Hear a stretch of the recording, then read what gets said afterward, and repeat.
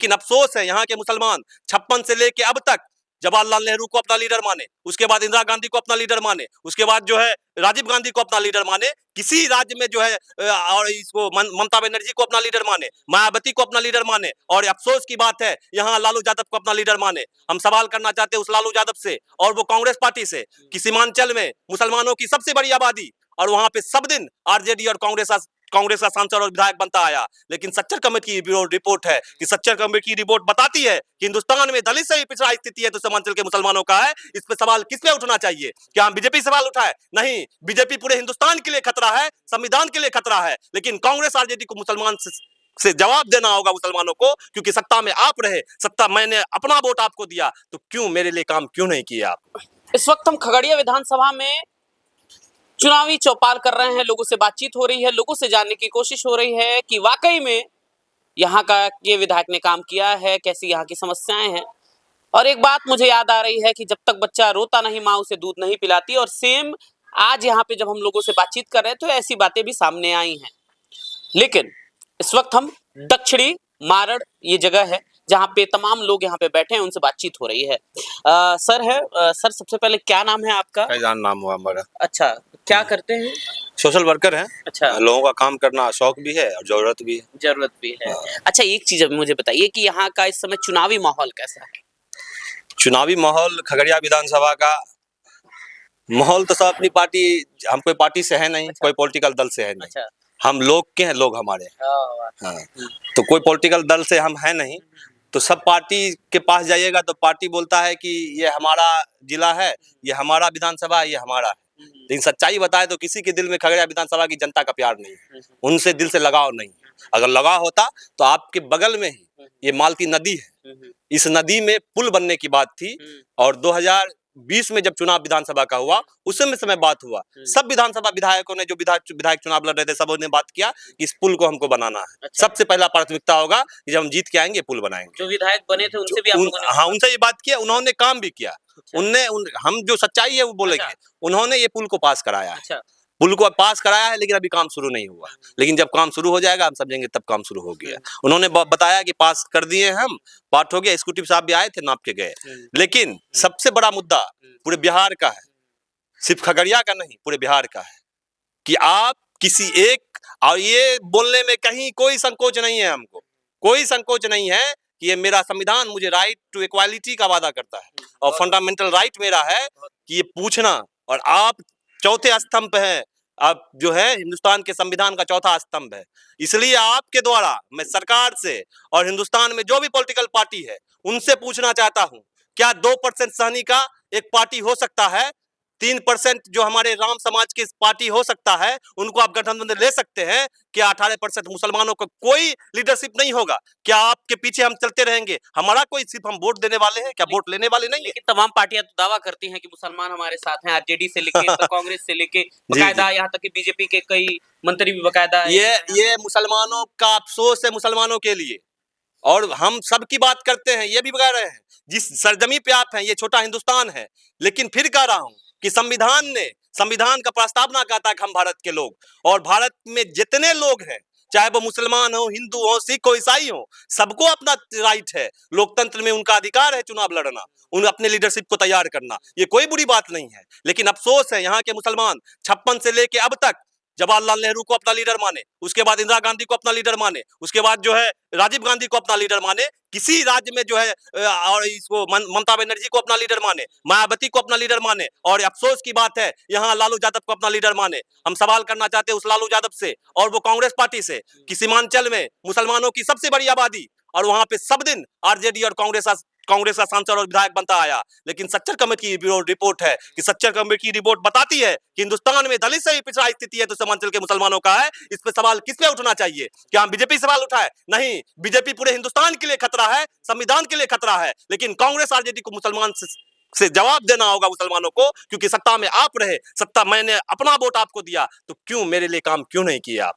इतना मुसलमानों की हितैषी कौन बन रही है, मैं आपसे जानना चाहता हूँ। हम चाहते हैं कि हिंदुस्तान की हितैषी बनिए, आप मुसलमानों की हितैषी मत बनिए। अगर हिंदुस्तान के लिए काम होगा, हिंदुस्तान के 125 करोड़ जनता के लिए काम होगा, तो इसी हिंदुस्तान में जो है मुसलमान भी आते हैं, मुसलमान के लिए भी काम होगा। अच्छा, यहाँ पे सड़क उड़क की व्यवस्था सही है, सब कुछ? सड़क देखिए, सड़क की जहां तक बात है तो विधायक जी ने काम किया, सड़क पे भी काम किया, और पहले जो विधायक थे वो भी सड़क पे काम किया, सड़क और बिजली पे काम हुआ है। लेकिन यहाँ से हट के थोड़ा सा एजुकेशन पे काम ऊपरी अदालत ने की, मतलब ऊपरी सरकार ने किया, निचले लोगों जो है उनमें थोड़ा ढिलाई है, विधायक से थोड़ा ढिलाई है, ठीक है, उन्होंने थोड़ा सा इस पे ध्यान नहीं दे पाए। रोड नाला तो पूरे बिहार में बना है, इसमें कोई नहीं काट सकता। नीतीश कुमार ने बिहार के लिए काम किया, इस हाँ काम किया, इसमें कोई नहीं काट सकता है। नीतीश कुमार से हम दुखी इसलिए हैं कि वह वोट अमेंडमेंट एक्ट जो आप लोग जानते हो, उन्होंने उन बिल का समर्थन किया, और मुसलमानों को ये भरोसा था कि हिंदुस्तान विरोधी कानून, संविधान विरोधी कानून, जो मुस्लिम पर्सन लॉ बोर्ड के विरोध में जो कानून बन रही है, उसमें नीतीश कुमार और नायडू जी इस चीज को समझेंगे और जो इस बिल का विरोध करेंगे। लेकिन मुसलमान बहुत आहत है इस चीज के कि उम्मीद नहीं थी नीतीश कुमार जी से, क्योंकि बिहार को बेहतरीन राज्य चलाए बनाए वो, यहाँ पे सबका अपना अधिकार उसको दिए, हिंदू मुसलमान को एक साथ लेके चलने का काम किए, सबको टीचर में भी बहाली हुआ, मुसलमानों की बहाली हुई, एजुकेशन पे काम हुआ, लोगों को निडर होकर काम करना पड़ा।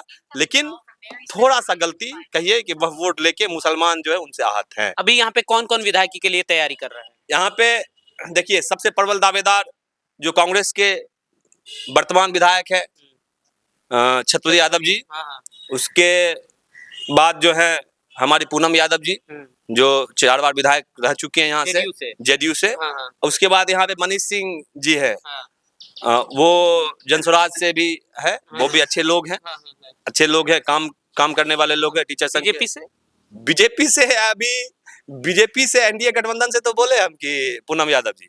एक नाम बहुत जोरों शोरों से चल रहा है खंडेलिया जी का, बीजेपी से, जो उप प्रदेश के उपाध्यक्ष भी हैं। 2 लोग का, हाँ, 3 लोग का पोस्टर 2 लोग प्रबल दावेदार है। सी अनुज है, वो नए हैं, उसका कोई उतना जो है यहाँ नहीं है, लोग जानते भी उनको नहीं है। लेकिन 4 लोग, मनीष सिंह, छत्रपति यादव जी, और जो है पूनम यादव जी और खंडेलिया जी, 4 लोग जो है प्रबल दावेदार है, और 4 लोग जो है अच्छे लोग हैं, ठीक है, लोग जानते हैं उनको, लोगों के बीच उनका काम है। लेकिन आपके द्वारा हम फिर से बोलना चाहते हैं, इस चीज को, मेरी बात वहां तक पहुंचाइएगा आप, कि अगर इंडिया गठबंधन चाहती है कि बिहार में हम सत्ता में आए, बिहार में हम सरकार बनाए, तो मुस्लिम की जो पार्टी है, जो कहती है, और ओवैसी साहब कितने बुरे हैं वो सब जानते हैं, आपके साथ खड़े रहे, हिंदुस्तान के साथ खड़े रहे। हम जरूर आपस में लड़ेंगे, लेकिन जब भी पाकिस्तान की बात होगी या दूसरे किसी कंट्री की बात होगी, हिंदुस्तान का एक एक मुसलमान पाकिस्तान के विरोध में खड़ा रहेगा और हिंदुस्तान जिंदाबाद का नारा लगाएगा। क्या नाम है सर? जी, मोहम्मद अशफाक आलम। क्या यहाँ के चुनावी वायदे अभी क्या हो रहे हैं? कैसे चुनावी प्रचार चल रहा है? चुनावी प्रचार तो घर घर होके जा रहा है कि हम जीतेंगे तो 1100 रुपया दिया जाएगा, हम जीतेंगे तो शिक्षा बेहतर होगी। जनसुराज वाले कहते हैं कि हमें जिताइए, आपका बाल बच्चा जो है पंचर जो बना रहा है उसको अच्छी गुणवत्ता वाला शिक्षा देंगे। अब बताइए कि अगर किसी को पहले से ठेस लगा के उसके बाद जो है कहिएगा कि जो है आप हमको जिताइए, तो बोल देते हैं, ऐसे बोल देते हैं।